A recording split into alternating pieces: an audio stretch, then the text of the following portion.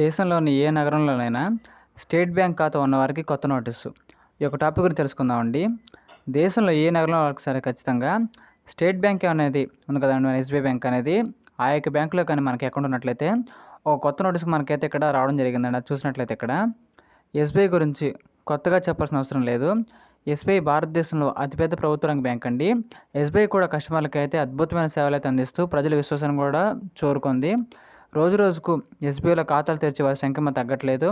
అదేవిధంగా ఈ బ్యాంకు సమస్యలు కూడా తగ్గలేదండి. ఇప్పుడు ఎస్బీఐ వెబ్సైట్, బ్యాంకింగ్ వెబ్సైట్ ఉంది కదా మనకి, దాని నుంచి ఎస్బీఐకి చెందిన అక్రమార్కులు కూడా ప్రజలను మోసం చేసేందుకు మనకైతే ప్రయత్నిస్తున్నారండి. సాధారణంగా ఎస్ఎంఎస్ లేదా వాట్సాప్ ద్వారా ఆన్లైన్ స్కామర్లు మనకైతే ఇక్కడ జరగడం ప్లాన్ చేస్తూ ఉంటారు కదా. మనం చూసినట్లయితే మీరు బహుమతిని అందుకున్నట్లు మెసేజ్ అయితే వస్తుంది.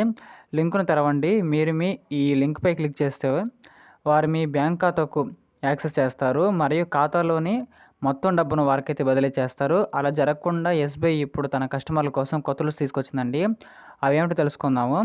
స్కామ్ సందేశం ఎలా ఉంది? అభినందనలు, మీకు ఇష్టమైన ఎస్బీఐ కస్టమర్ రివార్డ్ మొత్తానికి ఎంపిక చేయబడ్డారు. 7,250 రూపాయలు ఎస్బీఐ ద్వారా యాక్టివేట్ చేయబడింది. మీరు దీన్ని పొందడానికి ఈరోజు చివరి తేదీ. వెంటనే ఎస్బీఐ రివార్డ్స్ అప్లికేషన్ ఇన్స్టాల్ చేయండి. అప్పుడు డబ్బు మీ ఖాతాలో అయితే జమ చేయబడుతుంది. ఇప్పుడు ఇలాంటి పరిస్థితుల్లో మరెవరు కూడా రాకూడదే కొత్త ఆలోచనే ఎస్బీఐ ముందుకైతే రావడం జరిగిందండి. ఇక నుంచి ఎస్బీఐకి చెందిన యోనో యాప్ వాట్సాప్లో కూడా మనకైతే ఇక్కడ అందుబాటులోకి అయితే రానుందండి. దీనికి సంబంధించిన అధికారిక సమాచారం మనకైతే ఎస్బీఐ నుంచి అందించిందని, ఎస్బీఐ వాట్సాప్ ద్వారా ఇప్పటివరకు ఎలాంటి మెసేజ్ కూడా పంపలేదని, రివార్డ్ పాయింట్ వచ్చాయని మెసేజ్ పంపలేదన్నారండి. అప్లికేషన్ ఇన్స్టాల్ చేయడానికి ఏపీకే యాప్ లింక్ పంపబడినందున అటువంటి లింకును తెరవద్దని, యాప్లు కూడా ఇన్స్టాల్ చేయవద్దని, మోసపూరిత నెట్వర్క్లో పడవద్దని ఎస్బీఐ ఇప్పుడు ప్రజలకైతే హెచ్చరించింది. కాబట్టి వినియోగదారులు ఎక్కడైనా ఖచ్చితంగా జాగ్రత్త ఉండాలండి. ఇలాంటి మరిన్ని వీడియోస్ కోసం మన ఛానల్ని లైక్ చేయండి, షేర్ చేయండి, సబ్స్క్రైబ్ చేయండి ఖచ్చితంగా. Thank you. AP government employees ఒక్కరోజులో 7,000 మంది పదవి విరమణ. ఏపీలో ప్రభుత్వ ఉద్యోగాలకు 1వ తేదీన జీతాలు. ఈ యొక్క టాపిక్ గురించి తెలుసుకుందామండి. అందుకంటే ముందుగా మన ఛానల్ కొత్తగా వచ్చినట్టయితే సబ్స్క్రైబ్ బటన్ బెల్ ఐకాన్ పెట్టుకోండి. ఆంధ్రప్రదేశ్లో ఒకే రోజు 7,000 మంది ప్రభుత్వ ఉద్యోగులు అయితే పదవీ విరమణ చేయబోతున్నారండి. ఉద్యోగులకు పదవీ విరమణ ప్రయోజనాలు చెల్లించలేకపోగా 2 ఏళ్ల క్రితం పదవీ విరమణ కూడా పెంచారండి. మరోవైపు వరుసగా 5వ నెలలో ఉద్యోగులకు కూడా 1వ తేదీన జీతాలు కూడా చెల్లిస్తున్నారు. అదేవిధంగా ఏపీ గవర్నమెంట్లో చూసినట్లయితే జూలై 31వ తారీఖు మనకైతే కొన్ని కీలకమైన మార్పులు కూడా మనకైతే ఇక్కడ రావడం జరిగిందని చెప్పుకోవచ్చండి. అదేంటి ఇప్పుడు మనం సింపుల్గా తెలుసుకుందాం. ఇక్కడ మనం చూసినట్లయితే ఏపీ రాష్ట్ర వ్యాప్తంగా కూడా ఇక్కడ ఎవరైతే ఎంప్లాయీస్ ఉంటారో వాళ్ళందరూ కూడా ఇక్కడ పదవీ విరమణ సమయం దగ్గరికి అయితే వచ్చిందని చెప్పుకోవచ్చండి. ఆ యొక్క టాపిక్లో మనం ఒకసారి ఇక్కడ గమనించినట్లయితే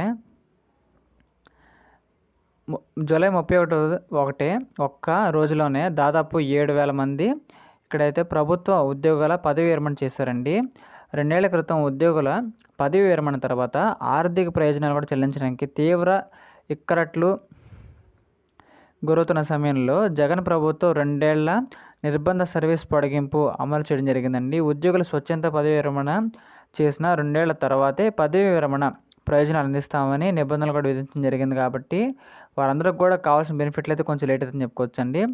బుధవారం జూలై 31 కావడంతో ఒకేసారి భారీగా ప్రభుత్వ ఉద్యోగుల పదవీ విరమణ చేయడం జరిగిందండి. గత జనవరి నుంచి ఉద్యోగుల పదవీ విరమణ మొదలైన ఇంత భారీ సంఖ్యలో రిటైర్మెంట్ కావడం ఇదే తొలిసారని చెప్పుకోవచ్చండి. 2022లో తీవ్ర ఆర్థిక ఒడిదుడుకులు ఎదుర్కొంటున్న ఏపీ ప్రభుత్వం సర్కార్ అయితే ఉద్యోగులకు రిటైర్మెంట్ బెనిఫిట్స్ అందించలేక పరిస్థితుల్లో మనకైతే ఇక్కడ సర్వీస్ను 2 ఏళ్ళు మనకైతే పొడిగించడం కూడా జరిగిందని చెప్పుకోవచ్చండి. ఈ విధంగా మనకైతే మార్పులు రావడం జరిగింది. సర్వీస్ పూర్తయిన ఉద్యోగులు కూడా ఎక్కువ మంది జూలైలో పుట్టినవారు కావడంతో ఒకేసారి 31వ తేదీన రిటైర్ అవ్వడం జరిగిందండి. 4 ఏళ్ల క్రితం పదవీ విరమణ చేయాల్సిన వారైతే ఇప్పుడు పదవీ విరమణ చేయడం జరిగింది. కాబట్టి వాళ్ళకి కావాల్సిన బెనిఫిట్లన్నీ ఇప్పుడు రాబోతుందని చెప్పుకోవచ్చండి. ఇలాంటి మరిన్ని వీడియోస్ కోసం మన ఛానల్ని లైక్ చేయండి, షేర్ చేయండి, సబ్స్క్రైబ్ చేయండి ఖచ్చితంగా. Thank you. ఆధార్ కార్డుకు కొత్త రూల్స్ వీళ్ళు అప్డేట్ చేసుకోవడం ఇప్పుడే. ఈ యొక్క టాపిక్ గురించి పూర్తిగా తెలుసుకుందామండి. ఇక్కడ చూసినట్లయితే ఆధార్ కార్డుకి అయితే కొన్ని కొత్త రూల్స్ మనకైతే రావడం జరిగింది. ఈ విధంగా మనం ఖచ్చితంగా అప్డేట్ చేసుకోవచ్చండి. ఇక్కడ టాపిక్లో చూసినట్లయితే మనం మిత్రులందరికీ సుస్వాగతం అండి. ఈరోజు మనం ఆధార్ కార్డుకి సంబంధించిన కొత్త నిబంధన గురించి మాట్లాడతాము. ఇది ప్రభుత్వం ఇటీవల అమలు చేసిందండి. తమ ఆధార్ కార్డును తీసుకోవాలని అనుకునే వారికైతే అప్డేట్ చేసుకోలేని వారికి లేదా ఏదైనా ప్రభుత్వ పథకం కోసం ఉపయోగించుకునే వారికైతే ఒక కొత్త నిబంధన మనకైతే రావడం జరిగిందండి. చాలా ముఖ్యం కూడా. అందువల్ల మీరు కూడా మీకోసం లేదా మీ కుటుంబంలో ఎవరికైనా ఆధార్ కార్డును పొందాలనుకుంటే మీరు ఈ నియమాన్ని ఖచ్చితంగా తెలుసుకోవడం చాలా ముఖ్యమండి. తద్వారా మీరు ఏ సమస్య కూడా ఖచ్చితంగా గురికారు సింపుల్‌గా మీరైతే సమస్యకు తప్పించుకోవచ్చండి. ప్రభుత్వం అమలు చేసిన ఈ కొత్త రూల్ ప్రకారం ఇప్పుడు మీరు ఎన్రోల్‌మెంట్ నంబర్ ఆధారంగా మాత్రమే ఆదాయపు పన్ను రిటర్న్ అదే మన ఐటీఆర్ అండి ఫైల్ చేయలేరు. ఇంతకుముందు ఎన్రోల్‌మెంట్ నంబర్‌ను ఉపయోగించి బహుశా పాన్ కార్డును తయారు చేయవచ్చు. మోసం జరిగే అవకాశాలు పెరుగుతాయండి.